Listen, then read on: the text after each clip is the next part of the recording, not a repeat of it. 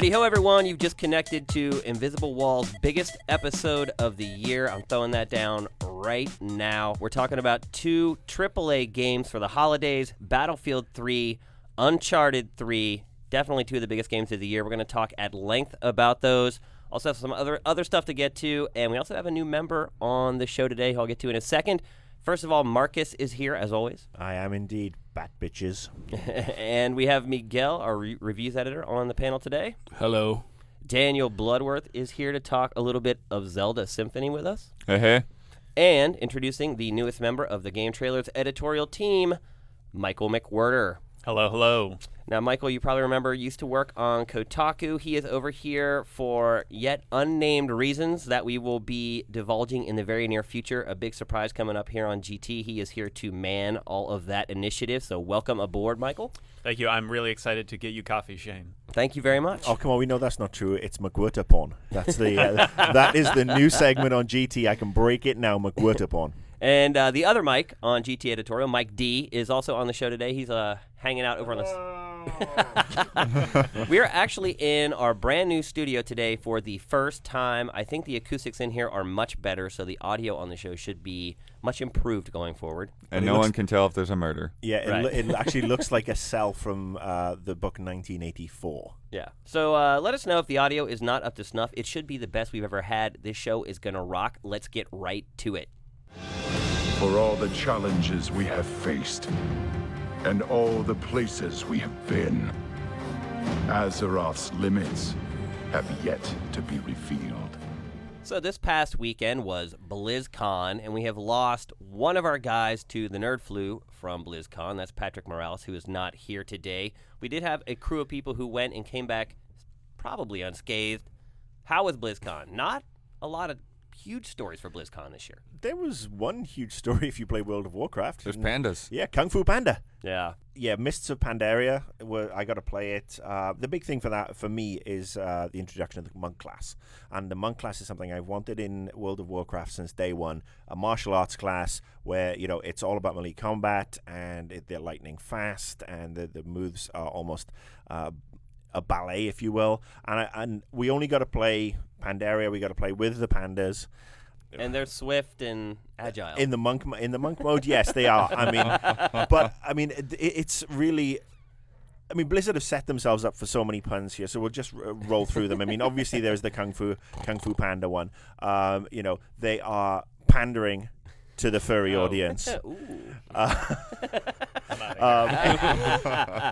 I'm playing through the level, which looks nice and bright, and I understand that pandas can be either Horde or Alliance, and the monk class is playable by I think about 90% of the different races.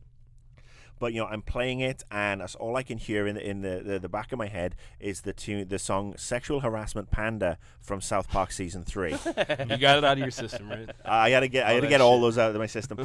But I got to say that the monk class works really well. What the expansion brings, we didn't see much. We sort of got to level 10. We got to play through with a couple of different characters. It's a standard entry expansion pack. I'm sure there's a lot more. There's no release date for the game. I'm guessing it's probably about 18 months away. Well, they specifically said that this is the first time we've shown an expansion pack that's been this far along. This is the first time we've had this much to show you at a BlizzCon preview. So that suggests to me that it might be coming out sooner than we think. So maybe next Christmas. I wouldn't be surprised. Can't wait that long. I wouldn't be surprised if we were even earlier, to be honest. Well, I don't know. Look, we've got Diablo coming up. We've got StarCraft 2 Part 2. You think next Christmas is early?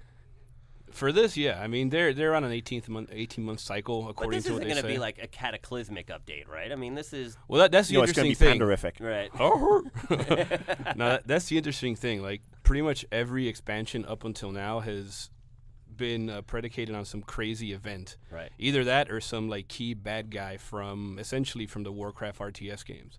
They've basically run out of those, and this is the first time that they've had to really go off into a completely new direction in terms of the core motif of the expansion. And I'm interested to see what they do, because they're kind of freed from all the obligations that the series has, infringed upon them in the past. So do you anticipate this update being as big as Cataclysm when it's ultimately released? I don't know. I I consider Cataclysm to be kind of WoW 2, basically Right. WoW 2, right? This Yeah. is the one that fundamentally changed everything about the old world. I don't think this one's going to be as cataclysmic as that last one, for lack of a better term, but I think they're in a good position to kind of define a new World of Warcraft and show you what they can do when they're not sort of obligated to tread on the past. I guess. Now, Diablo is the other big game there. Well, there were two other big games there. I mean, there was obviously Diablo, but there was, StarCraft Part 2. Yeah. I mean, that was on display there, and we were talking briefly before the podcast started. And the last time I went to BlizzCon was the very first one when I was actually still working at Vivendi, and we, blagged some free tickets. And we went down, and it was a third of the size to what it was. And walking in on Friday, I was really impressed that they did have equal love, if you will, spread out amongst all the titles. There was a huge Diablo section down in the corner, all red lights, and really again lines out the yin yang for people to come and play. Then there was the WoW section in the middle. Then there was StarCraft on the other side, and everything was felt themed. Lines were absolutely intense, and there was obviously Dota as well, which doesn't really register with me as such, but I know there's a huge audience for it, and they were giving Well, I it don't a know lot of about love. huge, but I No, think there's it a is huge dedicated. hardcore. It is enormous. That is a huge game, and I would go as far to say, I think Heart of the Swarm, StarCraft, the new StarCraft 2 game, that was probably the big deal of BlizzCon this year. Not only in terms of what they were showing, but also peripheral stuff like Blizzard Dota, and the fact that there was the GSL, which is essentially like the Super Bowl for StarCraft 2, that was going on at BlizzCon for the first time, actually in the States for the first time. That usually goes down in Korea. So one of our interns, Ed, is super into StarCraft, and he got to go this year, and he was just going bananas. yeah, I talked to him a little bit this morning. He was marveling at the skills of the Korean players. Right. He said it's like watching someone play piano on a keyboard. Yeah, so I mean, sitting and just watching one of the big screens when they had this stuff on, I got to admit, I mean, these guys are in a totally different league, and it's kind of it just blows my mind. I mean, I play games for fun and for profit, but what these guys do is just phenomenal. Well, they're celebrities in Korea. They Yeah. do advertisements for soft drinks, and they're just like an NFL player or an NBA player here. They get huge endorsements, and people recognize them on the street, which just blows my mind. Yeah, it was a great weekend. And I'm looking forward to Pandaria. Diablo 3, we didn't say anything about it. Would they show anything new? They were showing the beta. They The- basically, they had a panel that basically went, deep into the nitty gritty of how a lot of the systems will work. But I think that game was one that pretty much everything's been revealed for. It seems like it's fairly close to launch. So How are you guys feeling about that game? I'm looking forward to it. I actually had a chance to sit down with a member of the dev team for 20 minutes, and we talked Diablo, and he basically intimated to me that what we've seen on the beta is really a micro part, if you will. Well, yeah, really they're small just part of the final game, and they're actually working on the very end game and the difficulty levels for Inferno, and it'll probably be out in February or March, and I'm looking forward to it. I mean, I raised the question. It was like, would you rather have done this as a first-person shooter based on that now infamous piece that was on another website? And he said, that piece passed through Blizzard obviously like wildfire, and they all had a good chuckle.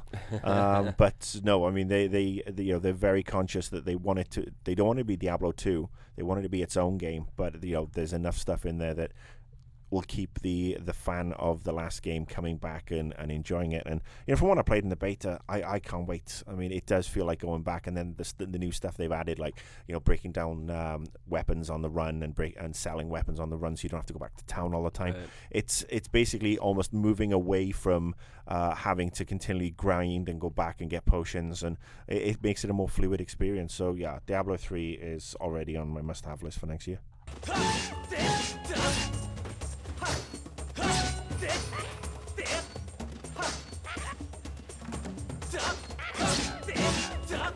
All right, so this weekend here in Los Angeles, there was a very special symphony concert for the 25th anniversary of The Legend of Zelda. A lot of us sitting here at this table were there. I have to say, to start off, I was very impressed. I had an amazing time.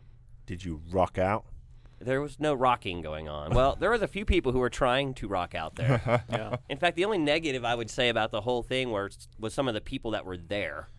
Well, yeah. Then there were people. Well, I would think part of it was also that they had a video component. Well, that isn't inherently that bad to have. I think a lot of the audience took cues from that. Like they'd see like their favorite game come up and they're like, oh, I love that game. So they were showing like their enthusiasm for it, not realizing that this is like a concert. It's about A the symphony. music. It's not about Yeah. the video. And I think some people like it kind of bugged them and kind of ruined the experience a little bit for some people. Well, when you have But- random people yelling out "fuck yeah" like out of nowhere. How was it? Did it Oh. have any narration or anything like that? I mean, was there somebody up on No. stage, describing what She was going talked on? in between songs and said The where they were conductor, going. Yeah, but Yeah, she'd intro like each block of compositions essentially. She'd give you a quick rundown of what they were going to play, and then they play it, and then she'd come back for the next bit. So. I went to one of the Hollywood Bowl, which was actually for Star Wars, and it was narrated by Anthony Daniels, who's C-3PO, and that narration really made a difference. Where he was like describing everything, and the music was playing behind him, and it would hit. It built. So I'm curious with that because I was invited to the Zelda thing, but I went to BlizzCon instead. No, I thought it was beyond interesting. I mean, the music in that game, I think that's one thing I walked away saying was, wow, the music from this franchise is pretty freaking incredible. Yeah. yeah. And The moment when they actually, it's funny because it's that simplest of songs, right? That Fairy Fountain song that like That was the best song of the whole concert. Like you watch easily. the two harpists play that, and like that's a lot more complicated than I ever thought it Dude, was. harp players are just mind-boggling. Yeah. Well, they had the one who was, I guess, the master harpist or whatever, and then they had what looked like the understudy on the other side of the stage. The understudy looked like she was in her early 20s. Like, to me, it looks like that's something you'd have to practice for decades to get that good at. So, Interesting fact: the harp is the national musical instrument of Wales. hey, I like the harp. After hearing that, I really like the harp. That's it's also- definitely the best song. I think that came out of nowhere, and I was like, oh, that's right, I really like this tune. And they started playing it, and I was like, yeah, this is probably the best song of the whole thing. Yeah, I mean, I like actually Gerudo Valley. That was my favorite one. But Really, the one, because that's the thing like that was bugging us is they didn't have a guitar, and Gerudo Valley and Dragon Roost without a guitar just seems so someone was weird. I forget what the style's called, like flamenco or something. Yeah, that didn't bug me. I wanted to hear different takes on it as long as it stayed kind of true to the style. But the point is I liked how some of the pieces got more dedication to them, more focus. And then there were a few medleys that kind of passed through a lot of the songs. Like my biggest gripe was the Ocarina. I agree. That was when my they played biggest the little gripe, too. tunes that Bolero Fire, Prelude to Light. Like it just took a little too long and slowed it down way too much. And they could have done if they did something like we did in Smash Brothers Brawl, like that's that one song, the Ocarina medley, that would have been cool. But they took a little too long on that, I thought. And there were so many songs that I thought were cut out. Like they didn't do my personal favorite, like the Ballad of the Windfish from Link's Awakening. Like I don't even think Link's Awakening was represented at all in It that wasn't, concert. yeah. So, but they still got through a lot of songs in that time frame. But Yeah, if you're a Zelda fan, worth every penny to go to this thing, no doubt about it. And also, as a kind of a side angle, I think if you're looking for things to go to with your girlfriend or your wife that may outwardly appear cultured, that you might enjoy, you get huge brownie points taking your girl to this, guaranteed. Well, I was going to say, I tried to take my girlfriend to this thing, and she balked at the idea of... And Really? I'm kind of glad she didn't go, because I was a little, I was annoyed by the people who went to this show a lot. And I don't want to focus on that too much, but I agree with you, I like- would urge people that if they go to this to try and, yeah, be an adult when you go Yeah. to this. There are a This lot of people isn't who pay a lot of this money to isn't go to these things. Nintendo's E3 press conference. Is Yeah, what exactly. you're trying to say. This, I mean, that one part when they had the Zelda devs on there, and Aonuma said Skyward Sword when he was speaking Japanese, and people started screaming. They had no idea what he was talking about. I mean, Yeah. he had to even calm down people. So keep your fandom in check. That's be courteous. good luck with that. Yeah. So Damiani did raise a good question in discussions for the show last week, so I want you to kick it out. Now, Zelda got this great treatment this whole year. They've been decking out Zelda for the 20th anniversary, but it's also another series 25th anniversary, and it seems to just have gone unnoticed by Nintendo, and that would be the Metroid series. Yeah. Well, And I mean, everything kind of lined up for Zelda this year because Skyward Sword is coming out, and I often wonder if that game was delayed. One of the contributing factors to the delay of that game was, next year's the 25th anniversary, and maybe it's not quite where we want it, so let's push it and create this big groundswell of anticipation. And I just wonder if that went into the thinking a little bit with that decision. maybe that was one of the lowest thoughts there. No, But trust me, that's yeah. from a marketing perspective. They would It's a have bigger deal than you they'd have think. said. It's Zelda's 25th anniversary. It is, after Mario, our most recognized character. It is probably our best hardcore character. No disrespect to Mario, but Mario is probably way more consumer and mainstream. So, given that this is the last year of the Wii, and so we think. so we think. better But be. I can It see, is. I can see them saying, let's have Skyward Sword shipping the 25th anniversary. Let's do a concert. Let's do all these other things. And I also think, and this is no disrespect to Metroid, and I'm just looking at it from perhaps their perspective, that it's a cost thing. I mean, do you spend that much money on something like Metroid? Would Metroid garner, and please, no flaming me for this, but I'm just asking the question, would the Metroid garner as much attention perhaps as Zelda? No way. No, and I think, to answer probably my own question about this, I think Other M's sales, how that game did not perform well, and even how Nintendo's kind of brushed the Prime series Well, even under the last rug two Primes lately. didn't sell. Well, amazing. they in those things they put out, those little retrospectives that Nintendo put out leading up to Other M, they just kind of disavowed knowledge of Metroid Prime series, period. Well, they didn't And it's produce because those. yeah, so. and it's because I think there's maybe some butting heads between Sakamoto, who is more revered for Metroid than over in Japan, but here Westerners love the Prime series, especially the first one. And I don't know. I think, just in general, the series does not draw the numbers. I think the fans are very vocal, but I don't think it draws the numbers that a series like Zelda does. They could not do a symphonic concert for Metroid music. No way. But maybe what They about could do it. a wouldn't be game release? successful. Like what they did with Mario. All they did for Mario besides the bundle was a repackage of all Right. stars. Well, yeah, how half-assed was that? I Yeah. mean, that's Nintendo. They don't really give you what you want ever if you're a hardcore Nintendo fan. But I would have loved to have seen some Metroid stuff Oh, come sure. out. I probably enjoy that music more than I enjoy Zelda's music. Yeah, to but be honest with if you look at just the release schedule, there aren't as many Metroid games as there are Zelda games. And what you said about Prime is a big thing, because that's not a Nintendo of Japan directive. That was, that was all done in the U.S. And I just think that series is it's in a weird spot always. When are you going to tell me what's going on? 18 hours ago, I get a call from Homeland Security saying there's a Marine in detention I need to talk to. Some story about a terror plot in New York, and the Marine claims he has information to stop it. Now, the best part is, he says it's going to happen today. All right, so here we go. It's been a long time coming. Battlefield 3 finally here. The review is up on GT For the PC version. for the PC version only. Yeah, Yes. we're recording this on the Monday. We're recording a couple of days early because Shane is actually vanishing off to hide from the Battlefield fanboys.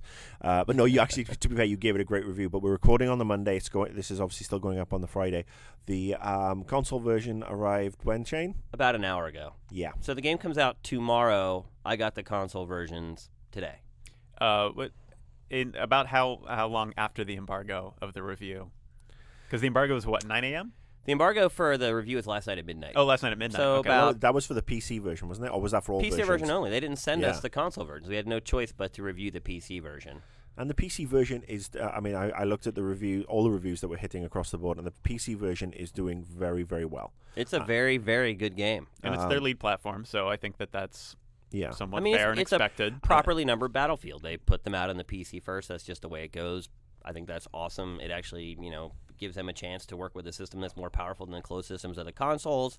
And the results you get are what you see in the Battlefield 3 review. The game is just absolutely stunning. And, to follow on from our conversation last week where, Mike, you obviously weren't here, but we were talking about this, this review embargo and not sending the code out. I mean, what EA have done is the standard trick that I did dozens of times over the years. Yeah. I led with my strongest console, my strongest SKU, sent it out for review to make sure that, that weekend, or just coming out of that weekend before the game hits, to make sure no pre-orders are, cancelled or whatever. My Metacritic score is a 93, 94. That means, that'll be the Metacritic that is put on the commercials as we speak. They're probably That will get you your relaying bonus. them right now. Yeah, so that it's like game trailers said 90. Was it 92? 92, yeah. 90. Yeah, it says 92 out of 100, and that'll be for the 360 and the PS3 Right, the versions. commercial will be and for there will all be of them, a yeah. tiny micro dot of an asterisk saying this is actually the PC version they reviewed, and it's a standard tactic. And have you, because this is going up after any embargo. Well, one thing I want to say is we are going to review the console version separately. We don't do that very often. In fact, I can probably count on one hand the number of times that we've done this, because usually there is not a huge disparity between one version and the other. Usually we just kind of tackle that with a comparison video to show you the graphical differences. This game, we are going to review the console version separately. That's why the review right now is labeled as the PC review on GameTrailers.com. And we did stand in the video booth because they're capturing some footage of the 360 version. And yeah, we just walked by. Yeah, what was the phrase that came out of your mouth? That's not the fucking game I played. Yeah, it's looking a little brutish. But we will actually go in depth on the console version next week. Yeah. I think we'll have that full discussion. So deliver the PC fanboys tons and tons of spooky love. Well, like I said, the game is just flat out. Technically, I don't know if there's ever been a game released that looks as good as this game. The art in the game, I mean, it is a modern shooter. There's only so much you can do with it, and I would say that maybe they didn't do as well with what they had as they could have. But from a technical perspective, this game has no equal. And what makes it different from games like Crysis is that this game runs on pretty much every machine. So I have a beast of a machine at home. That's what we recorded most of the review footage on. We have a machine here at work that's good, but not amazing. We're getting ready to replace it in the next couple weeks. The game still looked stunning on our machine here at work. I tried my old PC at home just to see how it ran. It ran great. There's a billion different resolutions that you can set it at, and it scales very, very well. So I was really impressed not only with how the game looks on a high-end system, which is what you'd expect, and you would hope it would run well. And truth be told, like this game, even on Ultra, ran at a solid 60, 70 frames per second on my machine. But what really impresses me is that even on the more weak machines, it still is a stunning game from a visual perspective. So let's break it down. I mean, we'll get to multiplayer at the end, because obviously that's the cream, if you will. But let's talk about single player first, because there are people, again, like myself, who will use single player as a way to, just get a feel for the game, get used to the mechanics, get used to the weapons systems, whichever ones I like the most, before jumping into multiplayer. Because I won't jump in day one at multiplayer on any game. I will go and play through single player. So give me the lowdown on single player. Well, I would say the single player is a pretty big disappointment, to be honest with you. Also being honest, I didn't expect the campaign to be amazing, having played every Battlefield game that's ever been released up to this point. Usually the campaign is not its forte. But I think what's different this time is that they've promoted the single-player campaign far more than they promoted the multiplayer for this game. Every debut, every big trade show, it's been a trailer for the campaign. At E3, they did the tank level. They weren't showing multiplayer, they were showing a campaign. And so I think a lot of people out there may have expectations that this campaign might be to the level of an Uncharted or of a Modern Warfare as far as production values are concerned. That's definitely not the case. Does it seem like they're going after Modern Warfare with regards to how they put it together? I mean, are they more sort of like, is it more linear, more big set piece events where you'll see stuff going off in the background? Oh yeah, I mean you can totally tell they're trying. In fact, they pretty much completely duped the story from Black Ops. The whole story is there's this old sergeant who went through a bunch of hell.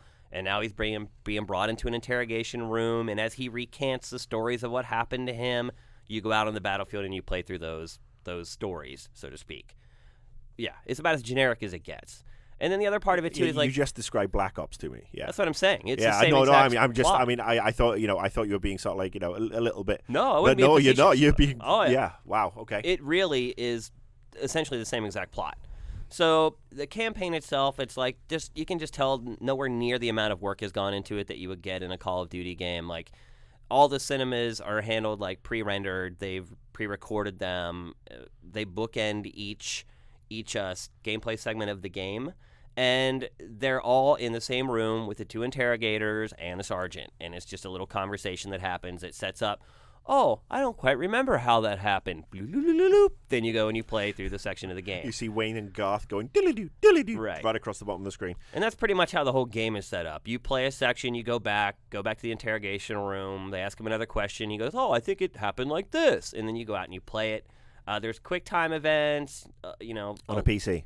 Yeah. Quick time hit the right events. mouse button, the left mouse button, Quick time the space events bar. for fucking shame. Yeah. Quick time events are the domain of console games. I am disgusted. Yeah, I mean, they're not going to change the game completely just for the PC version, obviously. Is it co-op?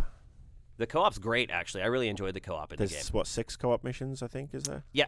And there's like a little tree there, and you can kind of choose your way through them if you want to. Like, you can pick one or the other. The variety of the co-op I thought was incredible. It's completely different, runs a gamut. There's a couple horde mode type things where you just have to survive essentially wave after wave. But there was another one where you're on a battlefield and one person flies a helicopter, the other person's a gunner, and you have to essentially escort a bunch of your troops from one side of the battlefield to the other. So you're flying overhead trying to clear the path for them. There's a sniper mission that literally where you're just support on the roof as a sniper, and you're just following a squad through your night vision through the town. So you have to kind of scope out ahead of them and make sure that you're taking out targets as they get to them. Just a lot of variety. Doesn't really tie into the campaign at all. They're kind of standalone missions. The environments that you're in are grabbed from the campaign, so that they're familiar, at least as far as their geography and layout. But I really enjoyed it. It was a lot of fun. The missions are pretty long, though, and there are no save points, no checkpoints, and you have one life. So there was a couple times where, you get to the end of that 15, 20-minute battle, and then you die at the end. It can piss you off pretty good. So I enjoyed it. I thought the co-op definitely added something to the game. In a lot of ways, I feel like the co-op prepares you for online more than the campaign did. And there's your segue into multiplayer. So, 1942, without a doubt for me, is one of the shining moments in PC military shooter gameplay for everything they did, how the way they executed it. I mean, from the demo, Wake Island, that map was just mind-blowing. It was just so much fun. Classic. So, obviously, it's evolved. We're now 10, 11 years down the line? Yeah. Good God. 10 years down the line? I mean, I played Battlefield 2 on the PC for 300 or 400 hours probably. I mean, it was my addiction for a good year straight. There are helicopters and jets. Both of them still take a long time to get used to controlling. How big are the maps then? Because obviously, I mean, if you're... The maps are massive. Yeah, if you're dropping in an F-22, I mean, you're going to streak across a small map in a matter of seconds. The maps are absolutely huge. And there's tons of vehicles. A lot of times in old Battlefield games, it's like you spawn, it's a race to get to the vehicles. If the guys take off and it's full, then you're stuck there trying to run like 5 miles to get to the fray. You get to the fray, some sniper snipes you in the head, and it can be very frustrating. But there's a lot more vehicles in the game this time that help you. Also, there's great spawning options. You can literally spawn directly into a vehicle, into any of the seats. You can spawn on any other player on your team in a game. It really keeps all the running down, which was one of the things in Battlefield 2 that I thought was kind of annoying, especially after you played it for a long period of time, was all the footing you had to do across the maps. So with the vehicles, with the bigger map, would you say this is a more tactical multiplayer experience as opposed to Twitch run and gun? I don't know, because the spawn options are so good that you are rarely out of the action. I mean, and sometimes it's a detriment because you spawn on somebody and they're in the heat of battle and you spawn and you die immediately, and then you spawn again and you die immediately. So I would say it's actually there's a little more action this time around, and there's a lot less downtime. I still don't know why they make it so difficult to fly the helicopters and the jets. I get it. You can learn it. They fly fine once you learn it. There's still no reason to make them so unintuitive and just backwards almost. But, there's only 3 modes, which, if you compare that to its contemporaries, that is pretty minuscule. Granted, these modes have a great amount of depth. Conquest, Battlefield Classic, probably don't have to explain that to everybody. It's basically capture and hold. But what it is because all these modes have both offensive and defensive parts to it, there's a lot of depth there. There's a lot of strategy that is imbued into these modes, and therefore they have much longer legs than your traditional deathmatch or capture the flag or whatever. Plus, the vehicles tossed into the mix just adds a crazy wild card. We got the element of surprise. Let's not waste it. Right. So, we sneak in. We find out where they're holding Chloe and Cutter. If they're holding them. Glass half full, Sully. I'm just saying, these guys don't seem like the hostage-taking type. Let's just go with best case scenario for now, okay? All right, here we go. AAA game number 2. Subway Simulator. Eat fresh. Yeah. Create your own foot-long sandwich and try and serve a Coke at the same time. And we're talking about Uncharted 3. Again, the review. What a big review day Monday was. We put up Battlefield 3 and Uncharted 3 on the same day. No, Uncharted doesn't come out until... No, this was Friday. It would be out next Tuesday. Yep, the review went up a full week early. We actually had the game in here several weeks before that even. So we've had plenty of time to really play. You actually finished Uncharted 2 and then started playing Uncharted 3 2 years ago. That's how long we've had the game. Yeah, got plenty of time with the multiplayer, with the co-op, with the campaign. Of course, you don't need a ton of time for the campaign, but... Yeah, we actually got, with this game in particular, we got plenty of time with it before we had to pass our judgment. Well, how long did you estimate the campaign was? Because I remember Uncharted 2's campaign being pretty substantial. Well, the first Uncharted, if I remember correctly, was around 7-8 hours long, depending on difficulty and your skill level. The second one, you're right, was longer. It's probably about 3 hours longer, probably closer to like 11 hours. Yeah. This one goes back to the length of the first one, maybe a little bit longer than the first, but not much. And I would say that is, pretty disappointing. If somebody wants to buy the game for $60 and they're not interested in playing online, it's kind of a hard sell. But they've ramped up multiplayer this time. I mean, multiplayer was introduced in part 2, and that was okay. Well, it wasn't brilliant, right. But what they've done in number 3, they've really gone balls out with the multiplayer. Yeah, I mean, I think we had a conversation about Uncharted 2 a long time ago. We were talking about the score, and I had said that, the game needs to do something innovative to get bumped up over to where that score is. It has. In the multiplayer, it has created a cinematic experience around the multiplayer, basically throwing you into what seem like missions as you're playing against other human players. Also, one of the things that it does that I have not seen in other games before is have maps where you move from one map to the next. So the cargo plane level, it starts, you're trying to board the plane, you're fighting against people on the plane. Eventually the plane takes off, the plane lands, and here you are at a brand new area and a brand new map with a bunch of warehouses and things. So the game has broken new ground in multiplayer, in addition to really polishing up all the aspects that weren't quite there yet from the Uncharted 2 multiplayer. A lot of things that we assume should be in every shooter finally are in here, like being able to join a game that's already in progress. I know that seems so simple, but it does make a big difference in this game. One thing I found with Uncharted 2 is that a team would start losing and they would just drop. And you'd end up with like you and one other dude against a whole other team on the other end. You would just get annihilated. So not only have they created this join at any time to make sure the teams are always full, they've also added things into the actual gameplay of the multiplayer like power play. So if your team is getting its ass kicked, you'll get a power play. And they're actually, some of them are pretty cool. They're pretty clever ways to kind of even the balance a little bit. The team that's losing will get like added damage for a period of time, or you'll be able to see all the enemies through the buildings for a period of time. Some people, purists, may hate that. They're like, wait, no, you need to set the rules at the beginning, and that's what you play for. How can you have accurate stats if you're giving other teams boosts randomly throughout the game? I actually enjoyed it a lot, and I thought it was kind of fun. In my experience, that did not ever really turn the tide Right. of any multiplayer games. It made those matches a lot closer. It prevented a lot of blowouts. It gave you a shot, I guess, so to speak. It also keeps you engaged, and you're like, oh, we're getting our asses kicked. When you get those power plays, it gives you a chance to boost up your score a little bit so it doesn't look like you got your ass kicked in that match. You're right. It very rarely will ever cause the losing team to come back and win the game, which is really important in all honesty. Yeah, and I think it prevents those exoduses from multiplayer matches. One thing I want to ask you about the multiplayer is you talked about those multi-section maps like Airstrip. Mm-hmm. Did they do that in any other maps besides that one? I remember them. I talked to them a few months ago, and I don't remember them saying that they were going to do that in anything else. They were kind of like, I think this is kind of one of the only maps we're going to do it in. But I was curious. Well, the switching to see locations, there's just one. But what they do with some of the other maps is they have sort of environmental hazards that happen. So one map, a sandstorm rolls in halfway through the match, and literally your visibility goes to about 10 feet. So there's other little tweaks that they do, and while it isn't a completely different setting, it completely changes the dynamic of the match once you can only see a certain amount. And it's crazy too, if you get on the top of one of the buildings and you know the sandstorm is rolling in, just watching the sandstorm come in is just Didn't Gears 3 do a sandstorm in multiplayer also? I don't know. I haven't played a lot of Gears multiplayer, to be honest with you. I think Gears they 3. did. I'd be curious to see what the two of those look like. As DLC comes out, I wouldn't be surprised if a lot of those maps have the switching locations and some of those environmental things as well going forward. But yeah, it's completely unique and fresh when I played this multiplayer. And to be honest, if you didn't enjoy Uncharted 2's multiplayer, I doubt you're gonna like this. It's still third-person shooter, controls maybe a little loose to for some people. There's lots of random stuff. The enemies are still bullet sponges, so a lot of times you feel like you should have got the kill. Guy rounds a corner, somebody shoots him with a bullet and gets the kill. But it happens for you in your favor just as often. Yeah. Some other dude empties his clip into somebody.